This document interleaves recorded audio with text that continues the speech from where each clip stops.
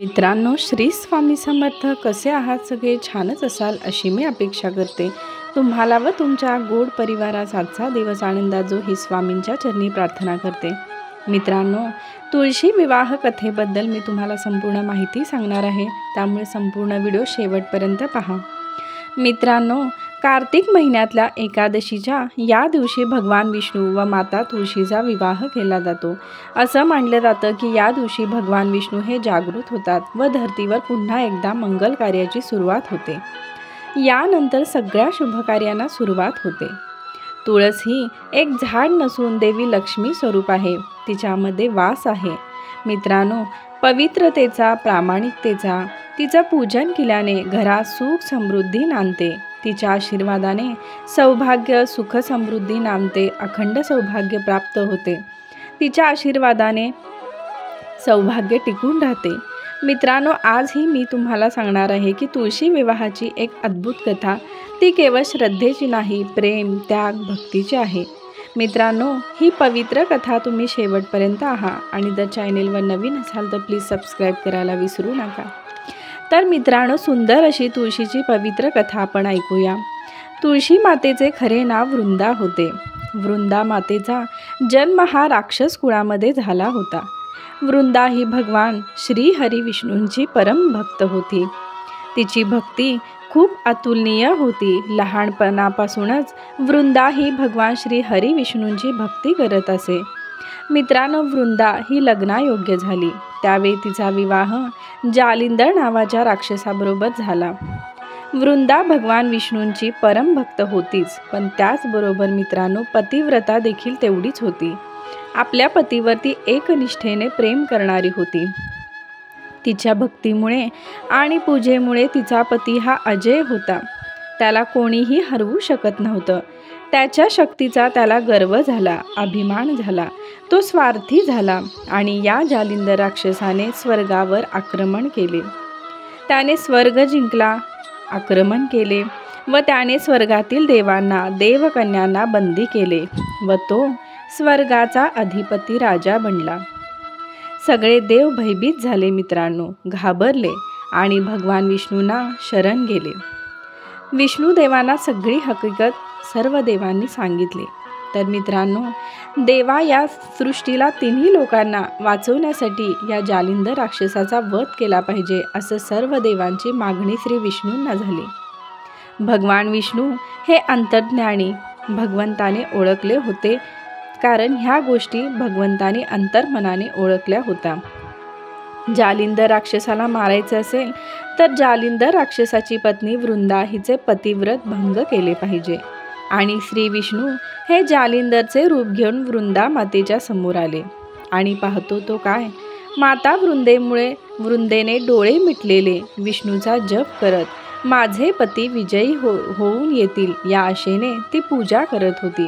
अगदी मग्न झाली होती. इकडे जालिंदर राक्षसाचे महाभयंकर युद्ध चालले होते. जालिंदर बरोबर प्रत्यक्ष महादेव युद्ध करीत होते. भयंकर युद्ध चालले होते आणि त्या ठिकाणी भगवान विष्णूने जालिंदरचे जसेच्या तसे रूप घेतले होते व त्यांनी वृंदेला हाक मारली, अगं वृंदा, मी विजयी झालो. मी माझे स्वर्गावर अधिपत्य गाजवले. वृंदा खूप आनंदित झाली. वृंदेने आनंदाने डोळे उघडले व आनंदाने तिने त्यांना ओवाळले. जालिंदर रूपी विष्णूंनी वृंदेला म्हणाले, वृंदा, मला आलिंगन दे. तेव्हा वृंदेने आनंदाच्या स्वरूपात त्यांना आलिंगन दिले. गळा भेट झाली आणि वृंदेचा स्पर्श विष्णुरूपी जालिंदरला झाला. तर मित्रांनो, तेव्हा वृंदेचे पतिव्रत भंग झाले आणि त्याच वेळी युद्धात भगवान महादेवाने आपला त्रिशूल जालिंदरला मारला.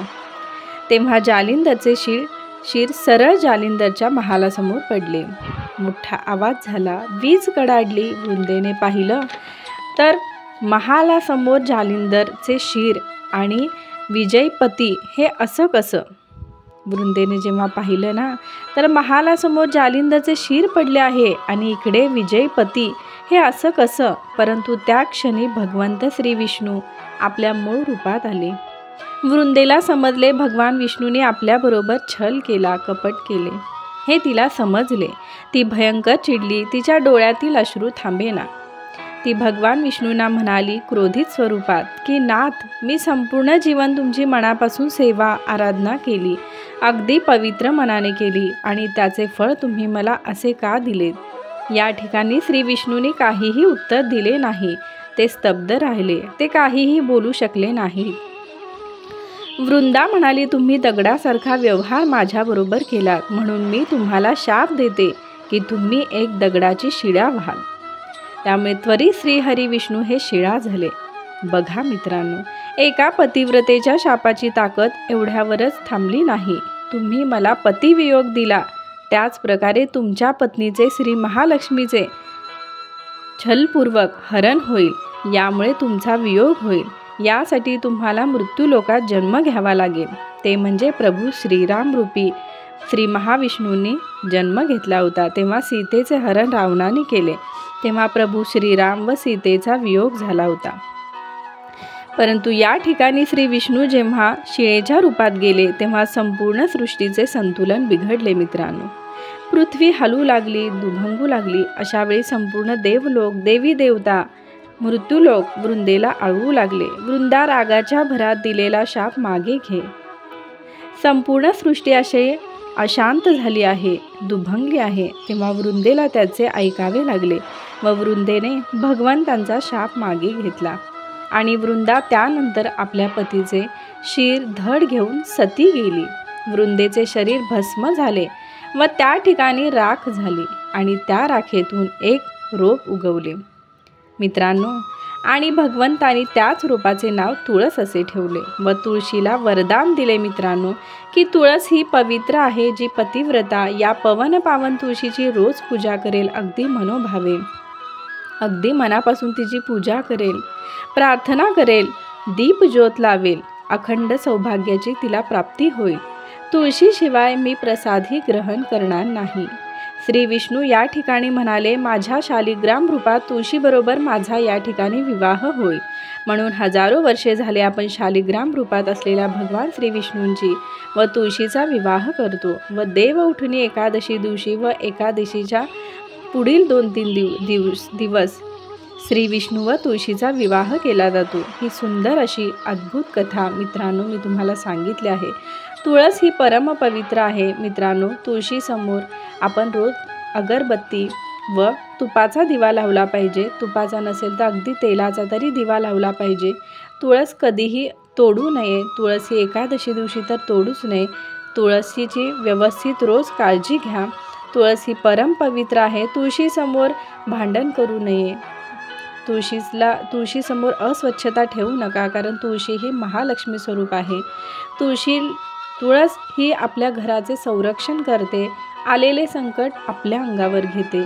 त्यामुळे आणि तुळशीची जेवढी आपण पूजा करू, दिवा अगरबत्ती लावून महालक्ष्मीचा व्रत, श्री महाविष्णूचे नामस्मरण जेव्हा आपण करत असो तेव्हा आपल्या घरात अखंड सौभाग्य स्त्रियांना अखंड सौभाग्य प्राप्त होते आणि तसेच घरात सुख शांती समृद्धी नांदते. तर अशी ही परमपवित्र कथा मी तुम्हाला प्रामाणिकपणे सांगितलं आहे. एवढे बोलण्याचा मी प्रामाणिक प्रयत्न केला आहे. व्हिडिओ आवडला असेल तर प्लीज लाईक करा, शेअर करा, सबस्क्राईब करा. वेळात वेळ काढून तुम्ही माझा व्हिडिओ पाहिल्याबद्दल तुमचे खूप खूप धन्यवाद. ही कथा आपल्या आणखीन मित्रमैत्रिणींना पाठवा. श्री स्वामी समर्थ.